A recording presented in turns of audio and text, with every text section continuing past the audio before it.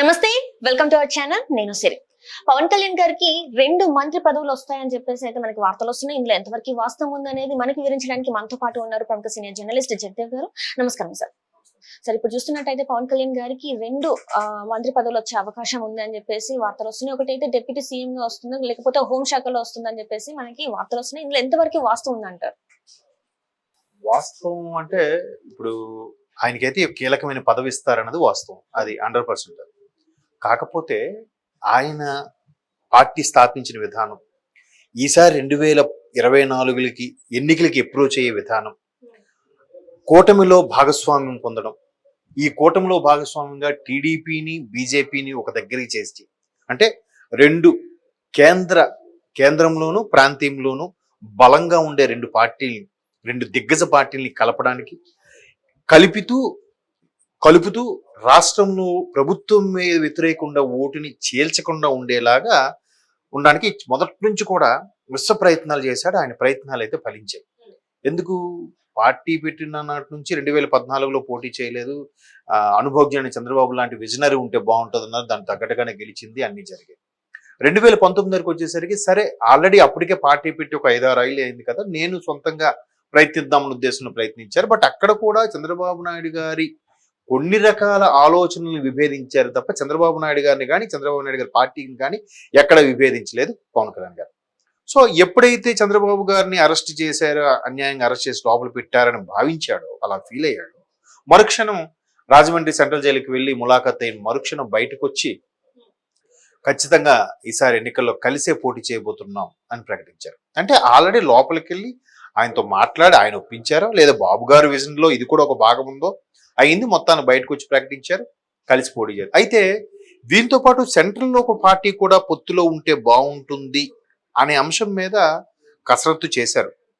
పవన్ కళ్యాణ్ గారు కూడా చేశారు. అయితే టీడీపీ గారికి సంబంధించి, చంద్రబాబు గారికి సంబంధించి టీడీపీ ఎప్పుడు కూడా కాంగ్రెస్ తో అంత ఇది లేదు. 2019 సంబంధించి తెలంగాణలో పొత్తు పెట్టుకున్న అంశం తప్పితే ఎప్పుడు కూడా రెండు కత్తులు ఒక వరలో ఎమ్మడిని సందర్భాలే ఉన్నాయి. అయితే మొదటి నుంచి ఎన్డీఏలో భాగస్వామ్యం ఉంది టీడీపీ కాబట్టి, టీడీపీని మరలా ఎన్డీఏకి దగ్గర చేస్తే, సెంట్రల్లో బీజేపీ కానీ మరలా రేపు పొద్దున ప్రభుత్వం వచ్చినప్పుడు మనకి రాష్ట్రానికి అవసరమైనవన్నీ నిధులు కానీ, స్పెషల్ స్టేటస్ కానీ, స్పెషల్ ప్యాకేజ్ కానీ, ఇవన్నీ కూడా మనకి లబ్ధి చేకూరుతాయి. అండ్ మోర్ ఓవర్ టీడీపీ అనేది ఎన్డీఏలో భాగస్వామ్యం కాబట్టి ఏదో స్పెషల్ స్టేటస్ సంబంధించి 2018లో కాస్త విభేదించి బయటకు వచ్చేసారు. మళ్ళీ కలిపితే రాష్ట్రంలో ఎన్నికలు కూడా సజావుగా సాగడానికి కేంద్రం అనేది సహకరిస్తుంది, ఇక్కడ ఉండే కొన్ని రకాల అరాచకాలకి అడ్డుకట్టు వేసేలాగా ఉంటుందనే ఉద్దేశంతో పవన్ కళ్యాణ్ గారు విశ్వ ప్రయత్నం చేసి మొత్తానికి టీడీపీని బీజేపీతో పాటు ఈనుకోవడంలో కలిసి ఎన్డీఏలో భాగస్వామ్యం అయ్యి మొన్న ఎన్నికలకి అప్రోచ్ అవడం జరిగింది. అయితే బీజేపీ అందులో భాగస్వామ్యం అవ్వనంత వరకు కూడా పవన్ కళ్యాణ్ గారు సుమారుగా 50 సీట్లు పోటీ చేస్తారు, 55 సీట్లు పోటీ చేస్తారు, లేదు 40 సీట్లు పోటీ చేస్తారు, లేదు 3 లోక్సభ స్థానాలు ఇస్తే ఒక్కొక్క నియోజకవర్గానికి 7 వేసుకున్న 21 అవుతాయి, లేదు 5 లోక్సభ స్థానాలు ఇస్తే 35 స్థానాల వరకు అసెంబ్లీ స్థానాలు పోటీ చేయొచ్చు, ఏ లోక్సభ స్థానాలు ఇస్తున్నారో ఆ లోక్సభ స్థానాల్లో పర్టికులర్గా ఇట్లా రకరకాల వాదనలు వినిపించాయి. ఎట్టకేలకు ఫైనల్ గా లేదు 4 లోక్సభ స్థానాలు ఇస్తారు, అంటే 7, 28 అసెంబ్లీ ఇస్తారు అనుకున్నారు. ఎప్పుడైతే జనవరి ఎండింగ్ కల్లా, మొన్న జనవరి ఎండింగ్ కి ఫిబ్రవరి 1st వీక్ కల్లా బీజేపీ కూడా భాగస్వామ్యం అయ్యిందో, బీజేపీకి ఎంపీ సీట్ల మీద ఎక్కువ కాన్సన్ట్రేషన్ ఉంది. ఎందుకు? రేపు పొద్దున కేంద్రంలో ప్రభుత్వం స్థాపించాలి. సో వాళ్ళు ఎంపీ సీట్లు ఎక్కువ అడిగి అసెంబ్లీ సీట్లు కూడా ఎన్నో కొన్ని ఇస్తే బాగుంటుందన్న దీని మీద ఈయన స్టెప్ బ్యాక్ అయ్యి మళ్ళీ ఒక లోక్సభ 2 లోక్సభ స్థానాలు కాటు ఇచ్చేసి 28 నుంచి కూడా మళ్ళీ ఇంకా 7 తగ్గించుకుని 21 స్థానాలకి అసెంబ్లీకి పోటీ చేసి కేవలం రాష్ట్రం కోసమే నొక్కి నుంచి చెప్తున్న మాట ఏంటంటే, రాష్ట్రం కోసమే, రాష్ట్ర ప్రజల కోసమే, రాష్ట్ర ప్రయోజనాల కోసం అని చెప్పేసి ఈ వ్యతిరేక ఓటు చీలిపోకూడదు. ఎంత అరాచకంగా, ఎంత నచ్చినట్టుగా పరిపాలన, ఎంత విచ్చలవిడిగా పరిపాలన చేస్తున్న ఈ ప్రభుత్వం ఉండకూడదు అని ప్రతిసారి అదే స్టేట్మెంట్. ఆయన ఎవరైనా అనుకున్నా, ఆయన ఏం ప్రశ్నించినా, నీకు 3 పిల్లలు అయ్యే నువ్వు మాట్లాడడం ఏంటి, పోలవరం ఎందుకు అవ్వలేదు, నీకు 3 పిల్లలు అయ్యే నువ్వు ఎందుకు మాట్లాడటం, స్పెషల్ స్టేటస్ తేలేదు, నువ్వు 3 పిల్లలు అయినోడు కూడా మాట్లాడడం, అన్నిటికీ పెళ్లినే ముడిపెట్టి చెప్పారు తప్ప సమాధానం చెప్పలేకపోయారు. సో అతను మరీ విసిగిపోయాడు అనమాట. ఎంత దారుణంగా ప్రతి ఒక్కరు పర్సనల్ లైఫ్కి వెళ్ళి మాట్లాడుతున్నారు.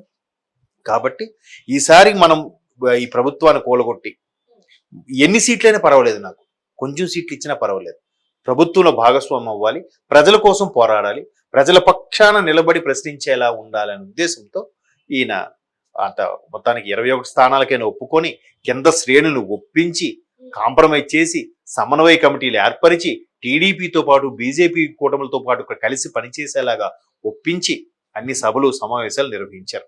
అయితే ఆఖరికి ఆయన పిఠాపురం స్థానం మీద కూడా చాలా ఉత్కంఠ రేపింది. భీమవరం పోటీ చేస్తారా, మళ్ళీ గాజువాక పోటీ చేస్తారా, కాకినాడ పోటీ చేస్తారా, లేదు ఎంపీగా పోటీ చేస్తారా అని రకరకాల వాదనలు వినిపించాయి. ఎట్టకేలకు పిఠాపురంలో వర్మ గారు ఎంత కీలకమైన వ్యక్తో తెలుసు టీడీపీ తరఫున. బట్ ఆయన కూడా ఒప్పించి, ఆయన కూడా కలుపుకుపోతూ, ఆయన ఎక్కడికి వెళ్ళిన ఆయన సభలో ఆయన పక్కన నిలబెడుతూ, ఆయనకు కూడా మంచి ప్రాధాన్యత ఇస్తూ మాట్లాడు ఇంత చేసేది తర్వాత పవన్ కళ్యాణ్ గారికి ఒక మంచి గుర్తింపు ఉంది. ఎందుకు గుర్తింపు ఉంది?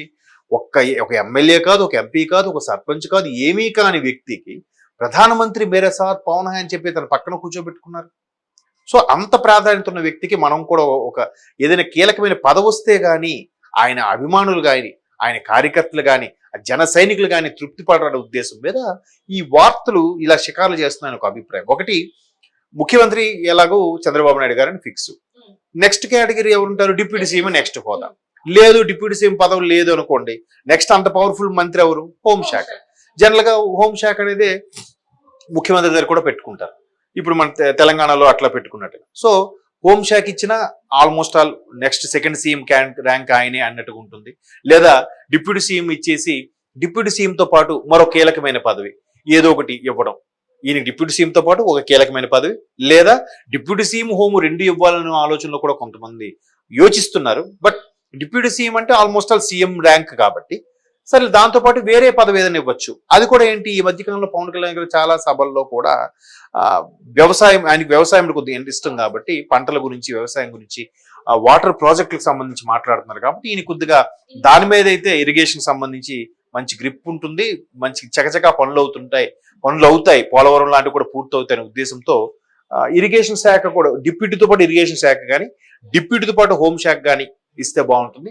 హోమ్ ఇచ్చేస్తే ఇంకా సూపర్గా ఉంటుంది, పవర్ఫుల్, లా అండ్ ఆర్డర్ పర్ఫెక్ట్గా ఉంటుంది, ఒక్కొక్కరికి పరిగెట్టిస్తారు అనే ఉద్దేశంలో చాలా మంది అభిప్రాయపడుతున్నారు. కానీ ఇంకా నిర్ణయాలు అవ్వలేదు. ఎందుకంటే కూటమి కాబట్టి రేపొద్దున కూటమి గవర్నమెంట్ ఫామ్ అయిన తర్వాత ఏ శాఖకి ఎంత ప్రాధాన్యత ఇవ్వాలి, ఏ పార్టీకి ఎంత ప్రాధాన్యత ఇవ్వాలి, ఎవరెవరు ఇందులో ఈ కొంతమంది రెబల్స్ గా మారకుండా పార్టీలోనే అలాగ ఎదురు చూస్తుంటే వాళ్ళకి న్యాయం చేయాలి, ఇట్లాంటివన్నీ ఉంటాయి. కాబట్టి వాళ్ళకి ఎమ్మెల్సీలు ఇవ్వాలి, నామినేటెడ్ పోస్టులు ఇవ్వాలి, కార్పొరేట్ పోస్టులు ఇవ్వాలి, ఇవన్నీ బేరీజ్ వేసుకొని అప్పుడు వీళ్ళకి ఏ శాఖ అయితే బాగుంటుందని ఒక కొలిక్కి వచ్చిన తర్వాత వస్తుంది తప్ప ఇదంతా అనుకుంటున్న అభిప్రాయాలు. చూద్దాం, ఖచ్చితంగా అయితే కేబినెట్ హోదా ఉంటుంది. బట్ ఆ కేబినెట్ హోదా డిప్యూటీగా ఇచ్చి ఇరిగేషన్ ఏమైనా ఇస్తారా, లేదా డిప్యూటీ ఓన్లీ హోం మంత్రి ఇస్తారా అనేది let us wait and see. Right.